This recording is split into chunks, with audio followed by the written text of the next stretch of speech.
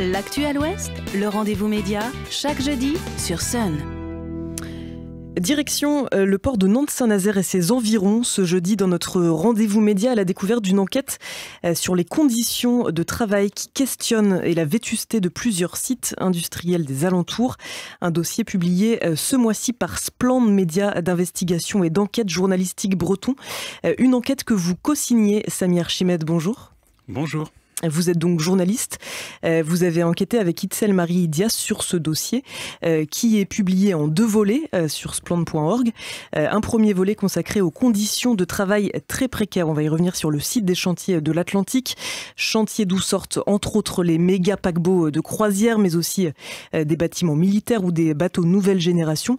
Et puis un second volet consacré lui à la vétusté des grands sites industriels du bassin nazérien, c'est le cas de Yara à Montoire de Bretagne ou encore de Total Énergie à Donge. On va revenir sur cette enquête et sur ces volets, avec en fil rouge la question de la protection des salariés qui travaillent sur ces sites. Qui sont-ils, Samy Archimède, ces salariés? Combien sont-ils? Quel est leur statut? Alors, si on parle des chantiers, on va peut-être commencer par eux, parce que c'est quand même les chantiers qui rassemblent le plus de salariés. Parmi ces salariés, il y a environ 3700, selon les derniers chiffres, salariés donc chantiers, qui ont le statut donc des chantiers, travaillent directement pour les chantiers. Et il y a tous ceux qui sont encore plus nombreux, qui travaillent pour des sous-traitants ou pour des sous-traitants de sous-traitants ou pour des intérimaires qui travaillent même pour des sous-traitants.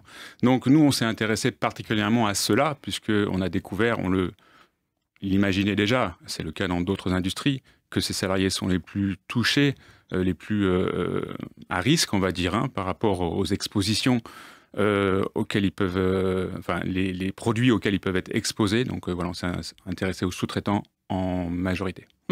Donc eux, ils sont au cœur du premier volet de cette enquête. Vous avez, recueilli des témoignages de ces salariés, d'anciens salariés, d'employés justement de sous-traitants des chantiers. Qu'est-ce qui ressort de vos échanges? Vous faites état des conditions de travail et des implications sur leur santé. Qu'est-ce qui ressort des échanges et des témoignages que vous avez pu récolter? Alors, on s'est intéressé particulièrement aux questions de soudage ou de soudure, enfin on parle souvent de soudage aussi, parce que d'abord il y a énormément de soudeurs sur un bateau, donc on reste là sur les chantiers, mais on a énormément de soudeurs sur un bateau, c'est-à-dire que pour faire un bateau qui fait plus de 360 mètres de long, il y a des étapes qui sont assez nombreuses, et à la fin, dans ces bateaux qu'on a du mal à contrôler, on a vu que les syndicats avaient beaucoup de mal à contrôler, il y a énormément d'opérations de soudage et en même temps d'autres opérations, opérations techniques qu'il faut faire pour construire ce bateau. Et c'est là qu'il y a un problème parce que non seulement on a du mal à protéger systématiquement les soudeurs, notamment dans les cas du chrome 6, c'est donc un agent très dangereux pour la santé, cancérogène certains depuis plus de 32 ans. Et non seulement les soudeurs eux-mêmes sont soumis à ces expositions-là, mais en plus ceux qui sont autour potentiellement aussi sont touchés parce qu'ils n'ont pas forcément la protection adaptée. Alors, vous mentionnez les syndicats, des témoignages de salariés. C'est intéressant parce qu'on apprend aussi dans cette enquête, et c'est un petit peu les coulisses de l'enquête, que vous avez eu des difficultés à avoir des informations de la part des entreprises, de la part des employeurs, de la part des services communication. Quel a été l'état de vos échanges avec eux ? Très concrètement, c'est une tentative d'avoir des informations que tous les journalistes sont censés avoir via le service de presse, qui se sont révélées donc infructueuses, et ensuite des tentatives au nombre de 3, des mails de demandes précises, avec des questions très précises, auxquelles on a reçu 0 réponse.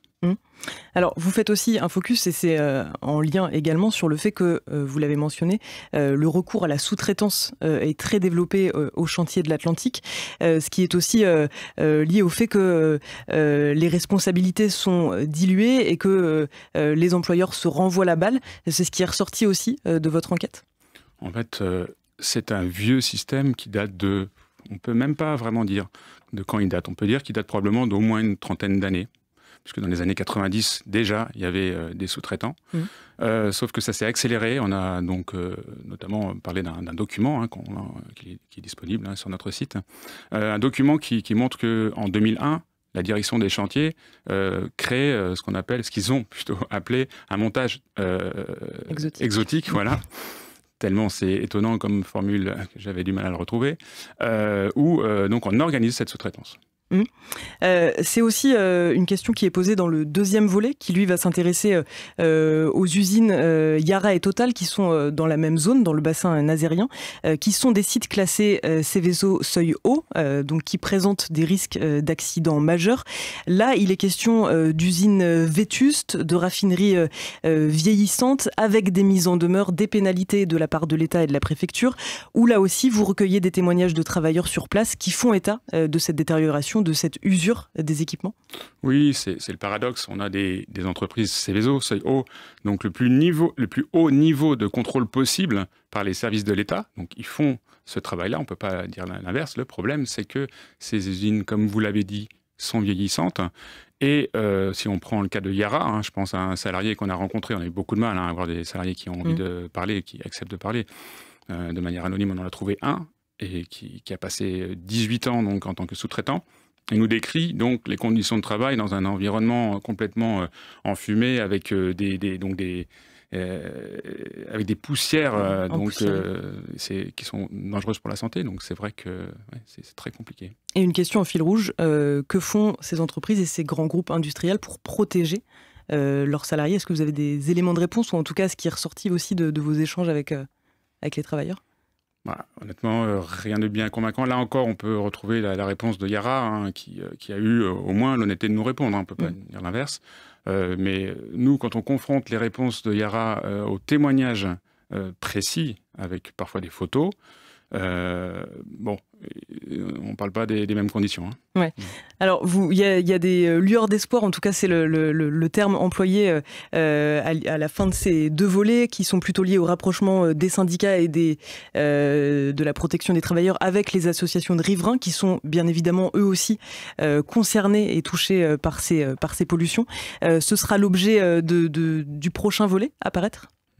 C'est tout nouveau, ce rapprochement. Il date d'il y a 2-3 ans, on va dire, pour ce qui est de la raffinerie, puisqu'on n'a pas trop parlé de la raffinerie pour l'instant, mais il y a donc de l'espoir du fait que ces associations, enfin en tout cas cette association, la DZRP, je ne développe pas, mais qui fait un travail très important depuis maintenant presque une quinzaine d'années, s'est rapproché de la CGT en l'occurrence, et la CGT s'est rapprochée aussi de l'association pour essayer d'y voir plus clair en fait, dans ces expositions. Les deux premiers volets dont on vient de parler sont à retrouver en libre accès sur le site splend.org. On a balayé ce qu'on peut y lire. Je vous invite très fortement à aller lire en détail cette enquête dans laquelle vous pouvez aussi retrouver les coulisses et la difficulté d'accéder aux informations que vous mentionniez. Merci beaucoup, Samy Archimède. Merci beaucoup. Le rendez-vous média, en podcast et en vidéo sur myson et lesonunique.com.